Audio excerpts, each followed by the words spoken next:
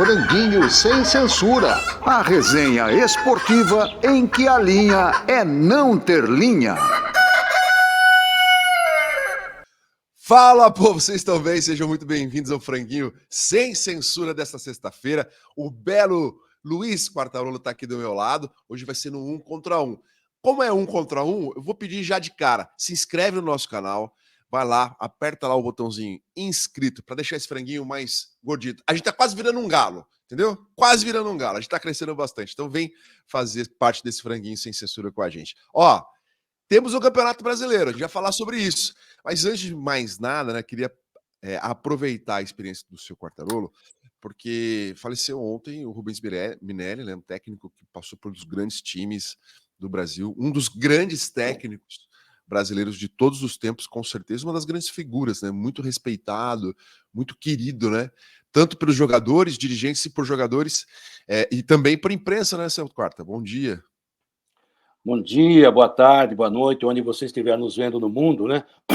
Ale, é uma lembrança gostosa e ao mesmo tempo triste já, né? Porque é com saudades. Com seus 94 anos, eu tenho 65, mas eu posso dizer que sou contemporâneo do Minelli, né? Eu cobri vários clubes e sou amigo do Minelli, posso me colocar assim, eu frequentei a casa dele, né? A esposa dele faleceu há algum tempo, ele já vinha com problemas, a gente falou com ele há mais ou menos uns meses, né? Ele já não estava tão bem, né? E o Minelli realmente é um técnico histórico do futebol brasileiro, não preciso nem me alongar, que a história dele está contada por todos aí, né? Ele foi o primeiro técnico a se preocupar com uma organização num CT do Internacional, até com aquilo que o jogador podia comer. Foi o primeiro técnico, sem ser esse nome determinado, a pensar na fisiologia, na fisioterapia, sabe? De unir a comissão técnica e fazer um trabalho. Ele falou, poxa, cheguei no Internacional, não tinha nada, os caras treinavam a hora que queriam, parecia várzea.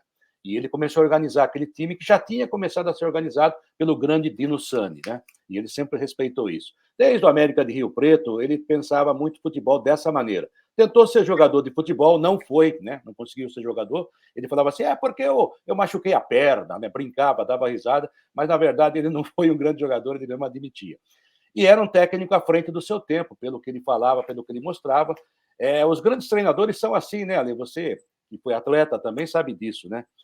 Eles marcam a carreira e marcam as pessoas, né? Então você ouve jogadores falando do Tele, falando do Cilinho, hoje falam do Abel, jogadores que jogam com ele, do Guardiola, enfim.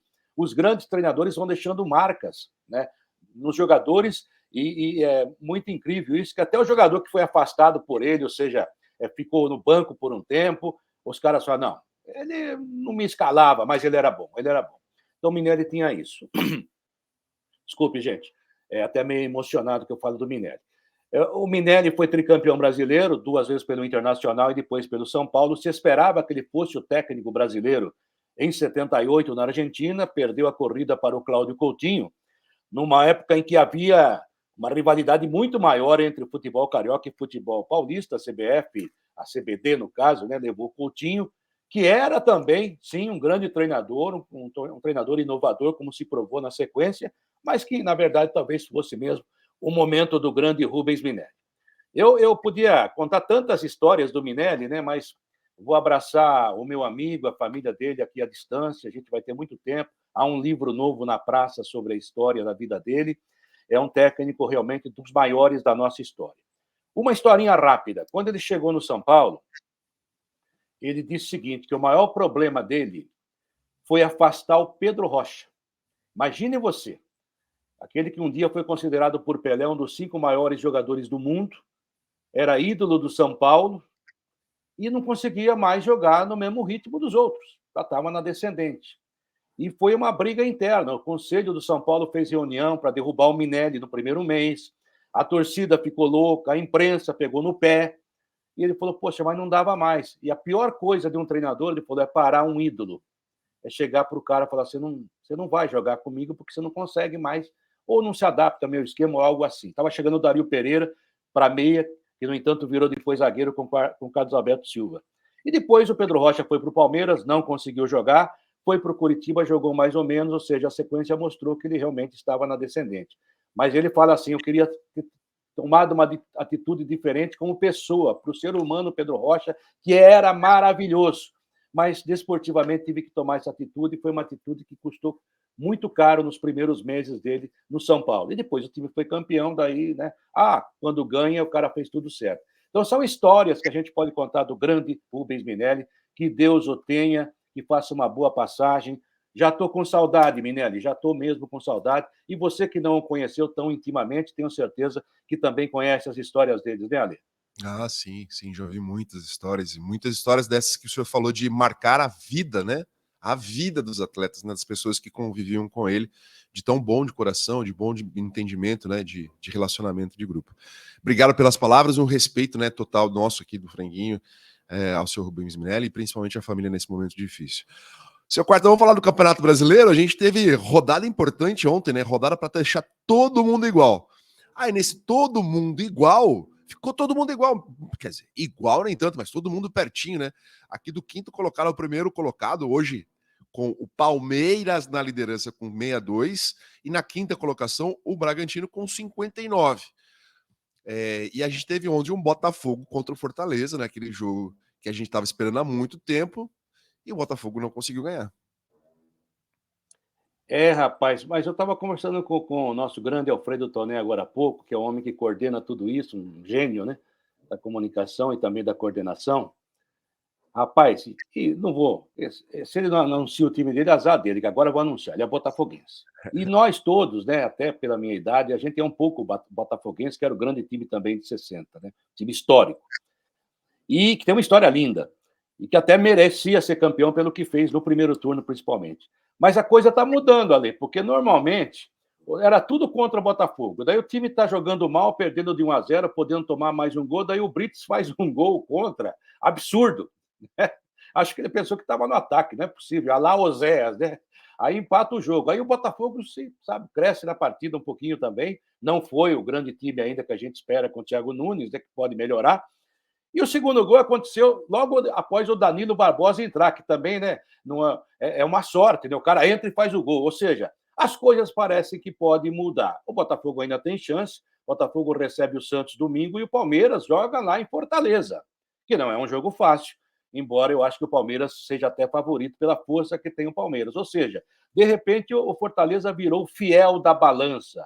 Mas está tudo muito aberto, eu acho que está mais para o Palmeiras nesse momento, e não precisa ser pitoniza para falar isso, né? É só olhar a tabela, né? E o Palmeiras tem muita força, é o atual campeão brasileiro, mas realmente, os jogos que faltam para o Palmeiras: Fortaleza domingo, depois o América, dia 29, né? No Allianz, é jogo para vencer. Dia 3 contra o Fluminense, também aqui. Fluminense já pensando no Mundial, mas é um time que você sempre tem que respeitar, mas acho que é um jogo para ganhar. E encerra contra o Cruzeiro em Belo Horizonte. O Cruzeiro até lá, talvez já com a sua vida definida para cima ou para baixo, né? Então, rapaz, a tabela do Palmeiras não é tão difícil assim, mas está muito legal. Esse final de semana vai decidir muita coisa, ou vai eliminar alguém, ou alguém vai se juntar. Eu acho, e é só achismo, que o Flamengo chegou.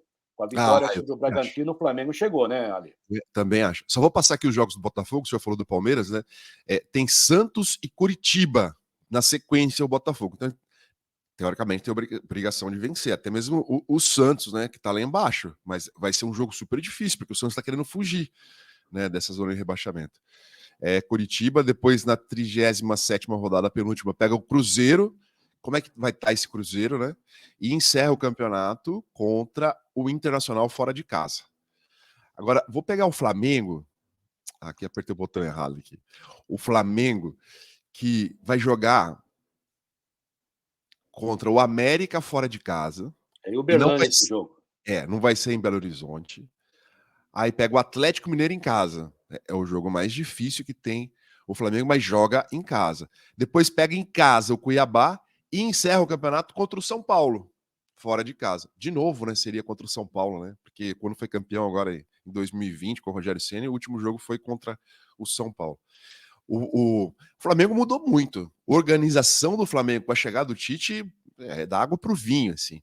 A recomposição do time é outra, né? O time perde bola e se recompõe melhor. Não acho que o Flamengo tenha grandes marcadores, né? Os volantes e tal. Não acho que o Gerson marque alguém, enfim. Mas é um time que se recompõe melhor.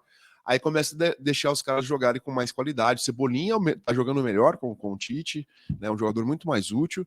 Aí vem, né? Que nem ontem o Arrascaeta acabou decidindo o jogo tava difícil, o jogo tava, né, aquele jogo encrespado, mas o time ganhou. E o time joga várias fora de dentro de casa ainda, né? Pegou uma sequência para aquele negócio de jogo adiado, tal, e na hora de juntar, juntou tudo ali dentro de casa. O time vem empolgando, o time já é forte dentro de casa, enfim. E acho que realmente cresceu.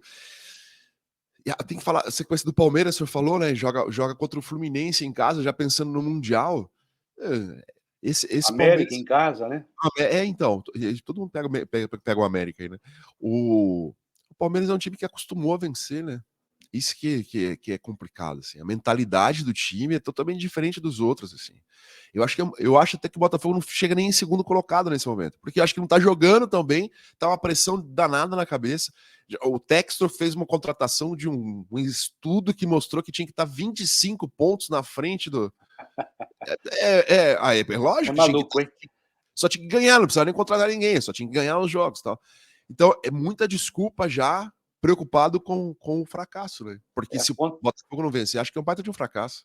É a conta da padaria, né, Ale? Aquela conta da padaria que eu falo, a conta da pizza, né? Você fala assim, eu quero meia mussarela, meia de pepperoni, e você paga pela mais cara, né? O cara nunca paga pela metade que é mais barata, né? Você pede 4 queijos, custa, 100, a outra custa 150, você paga 150.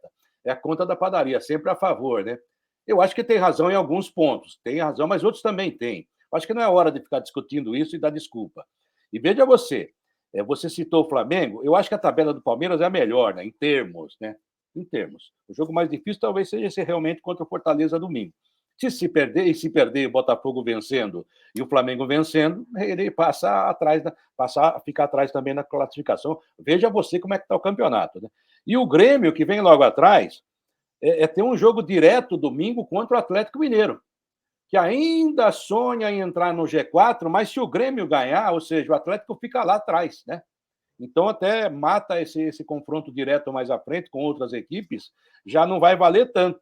E o próprio Flamengo vai enfrentar o Atlético Mineiro na rodada seguinte, mas se pegar um Atlético que perdeu para o Grêmio, já não será aquele mesmo furor buscando ali G4.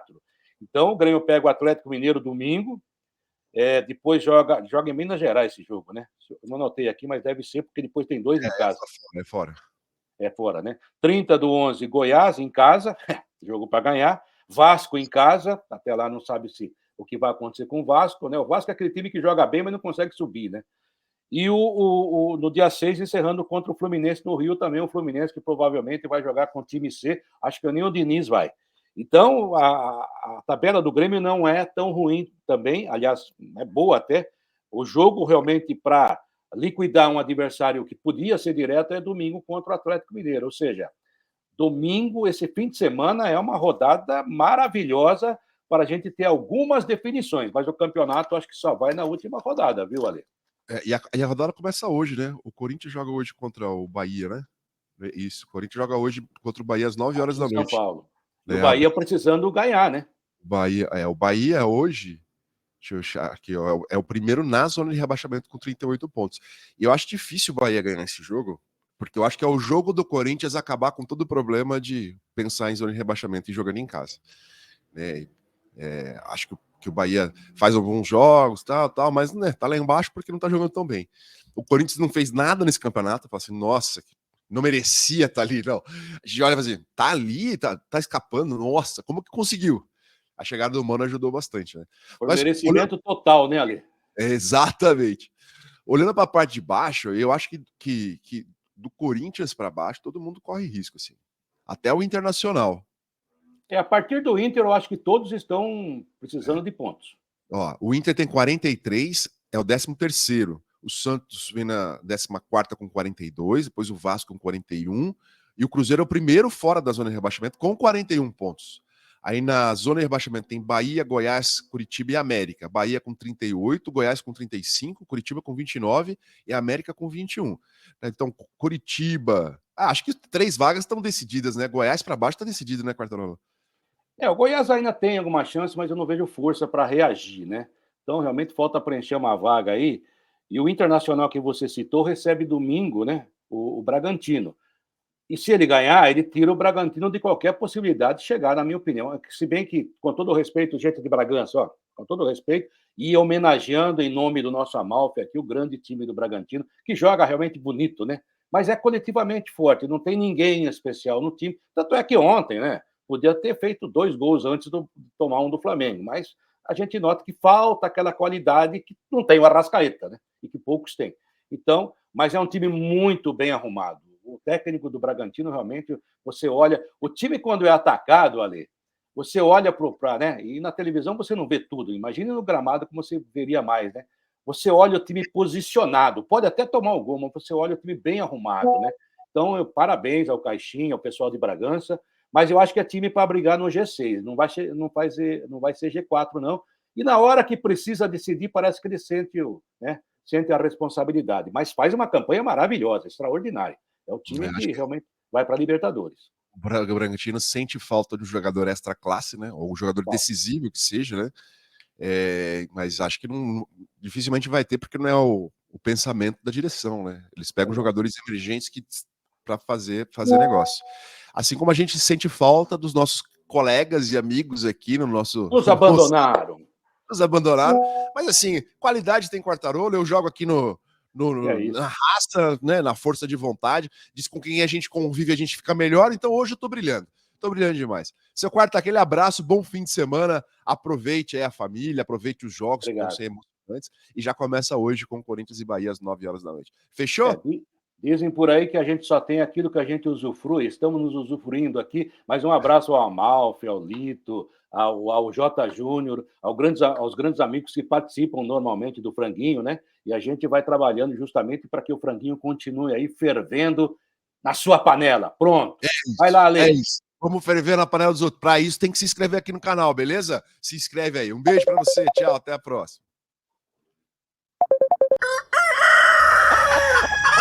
Franguinho sem censura. A resenha esportiva em que a linha é não ter linha.